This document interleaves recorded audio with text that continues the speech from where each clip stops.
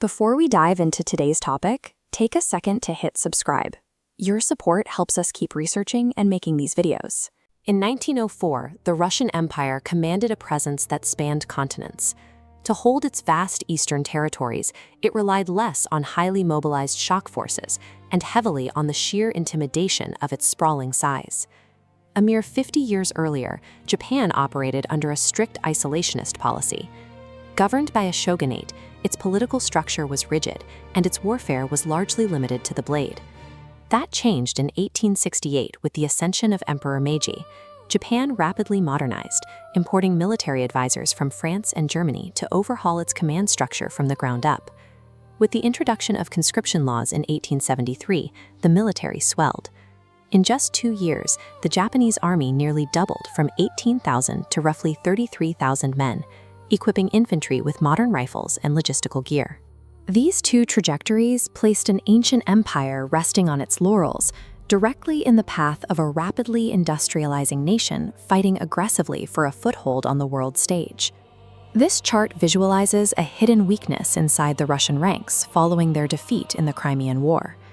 As part of a sweeping set of reforms leading up to 1902, the army budget was nearly cut in half, dropping from 30% down to 18%. To help the economy, compulsory military service was reduced.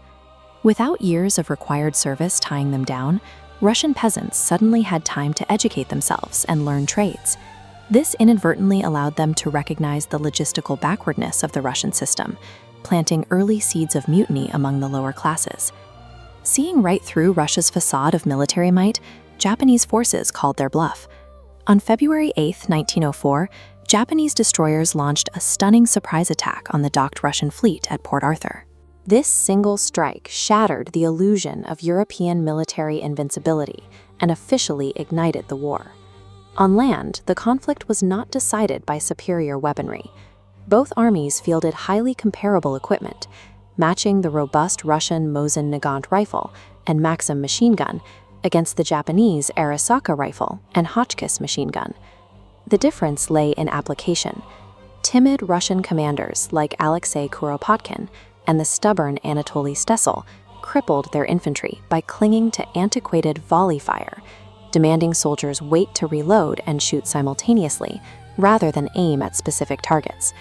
Conversely, worldly Japanese commanders like Oyama Iwao and Nogi Murasuke adopted a highly aggressive doctrine.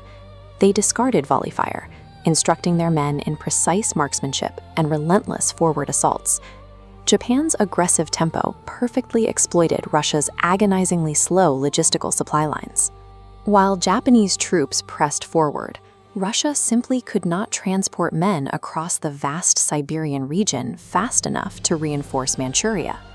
The climax of this land campaign saw massive collisions, including the grueling siege of Port Arthur and the Battle of Mukden, where roughly 600,000 troops took the field. Japanese forces sustained heavy casualties, but they decisively routed the Russians. Equipping an army with modern rifles and machine guns yields little advantage if the officers commanding them are fighting the wars of the previous century. Desperate to salvage the situation, Russia looked to the sea, deploying its massive Second Pacific Fleet from Europe to confront the Japanese Navy. Command fell to Vice Admiral Zinovy Roshestvensky, a man so intensely paranoid and resented by his own crew that he earned the nickname Mad Dog. His paranoia peaked early in the voyage, during the Dogger Bank incident. While navigating the North Sea, Roshestvensky ordered his ships to open fire on a group of British fishing trawlers, hallucinating that they were a Japanese ambush. This severe blunder nearly started a war with Britain, costing Russia access to the Suez Canal. Forced into an impossibly long detour around Africa, the exhausted fleet arrived months later. This delay gave the Japanese Navy ample time to prepare and drill using British routines.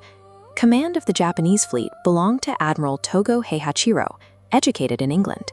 Considered the Horatio Nelson of Japan, he was waiting to spring the trap. When the fleets finally clashed at the Battle of Tsushima, the slaughter was absolute. Japanese forces lost roughly 100 men. Russia lost over 4,000 sailors and nearly its entire naval fleet. The Russian ships were effectively doomed by geography, exhausted delays, and paranoid leadership long before the first shot was fired in the Pacific. The bloodshed concluded in September 1905, with U.S. President Theodore Roosevelt stepping in as arbiter to broker the Treaty of Portsmouth. The gathering of these diplomats confirmed a stark reality. For the first time in contemporary history, an Asian country successfully defeated a major European power. While the victory cemented Japan's status on the global stage, the immense cost of their military campaign left the nation grappling with severe economic tribulations. For Russia, the fallout was catastrophic. The humiliating military disaster in the east, combined with thousands of angry reinforcements returning west, catalyzed the internal fracture of the empire and ignited the 1905 Russian Revolution. Intimidation tactics, massive troop counts, and modern weaponry hold no value if a military is crippled by stagnant leaders and fractured logistics. Against a highly motivated nation fighting for its future, the facade of endless imperial might